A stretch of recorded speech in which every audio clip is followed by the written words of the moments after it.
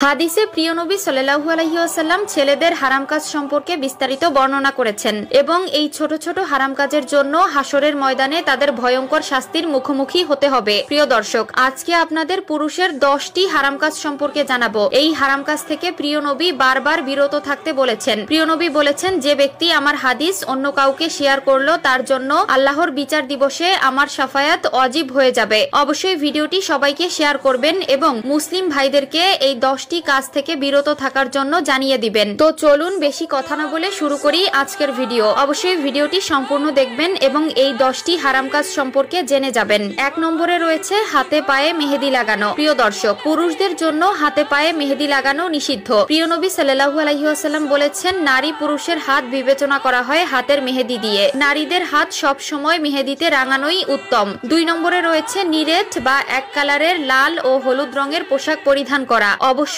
পোশাকের ক্ষেত্রে এই বিষয়ে সতর্ক থাকবেন। 3 নম্বরে রয়েছে ফ্যাশনের জন্য নাক কান ফোরানো। আজকাল অনেক ছেলেদেরকে দেখা যায় নাক কান ফোরানোর মাধ্যমে নিজেকে স্মার্ট দাবি করে, যা ইসলামে একদম নিষিদ্ধ ও পুরুষদের জন্য হারাম কাজ। অবশ্যই এ বিষয়ে সতর্ক থাকবেন। 4 নম্বরে রয়েছে প্রাপ্ত বয়স্কদের হাফ প্যান্ট পরা। হাফ প্যান্ট বলতে হাঁটুর উপরের কাপড়কে বোঝানো হয়েছে। 5 নম্বরে রয়েছে চুল দাড়িতে কালো রং করা। প্রিয় দর্শক, আজকাল অনেক পুরুষদেরকে দেখা যায় চুলে দাড়িতে কালার করতে, যা ইসলামে একদম নিষিদ্ধ ও হারাম কাজ। বয়সের সাথে সাথে চুল দাড়ি সাদা হয়ে যাবে, এটাই প্রকৃতির নিয়ম। কিন্তু প্রকৃতির এই নিয়মকে তুচ্ছ করে নিজেকে অন্য রূপে বানানো ইসলামে জায়েজ নয়। অবশ্যই এ বিষয়ে সতর্ক থাকবেন। 6 নম্বরে রয়েছে স্বর্ণ ব্যবহার করা। পুরুষদের জন্য স্বর্ণ ব্যবহার করা জায়েজ নয়। অবশ্যই এ বিষয়ে সতর্ক থাকবেন এবং এই হারাম কাজ থেকে নিজেকে বিরত রাখবেন। 7 নম্বরে রয়েছে টাকনুর নিচে প্যান্ট পরা অথবা জুব্বা পরিধান করা। 8 নম্বরে রয়েছে সিল্কের কাপড় পরিধান করা। প্রিয় দর্শক, আরো একবার বলেছিলাম, পোশাকের ক্ষেত্রে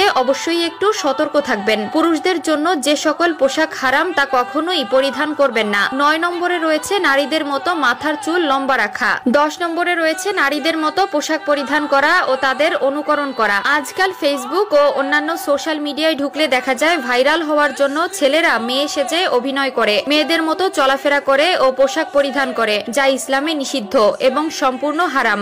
এই সকল লোক কখনোই আল্লাহর নবীর শাফায়াত পাবে না। আল্লাহ পুরুষকে পুরুষের মর্যাদা দিয়েছে এবং নারীকে নারীর মর্যাদা দিয়েছে। তাই আল্লাহ যাকে যেমন বানিয়েছে তাতেই শুকরিয়া করা উচিত। আল্লাহ আমাদের সবাইকে সঠিক বুঝ দান করুক, আমিন। মানুষ ঘুমালে তার আত্মা আকাশে চলে যায় এবং তাকে আল্লাহর আরশের কাছে সিজদা করার জন্য নির্দেশ দেওয়া হয়। যে ব্যক্তি পবিত্র অবস্থায় ঘুমায় তার আত্মা আল্লাহর আরশের কাছেই সিজদা দেয় এবং যে ব্যক্তি অপবিত্র ছিল তার আত্মা আরশ থেকে দূরে সিজদা দেয়। বাইহাকি ইমাম বুখারী এই হাদিসটি তার তারিকুল কাবির গ্রন্থে বর্ণনা করেছেন। মহানবী সাল্লাল্লাহু আলাইহি ওয়াসাল্লাম বলেছেন, যে ব্যক্তি পবিত্র অবস্থায় ঘুমায় তার মাথার কাছে একজন ফেরেশতা রাত যাপন করে এবং ওই ব্যক্তি জাগ্রত হওয়ার পূর্ব পর্যন্ত দোয়া করতে থাকে।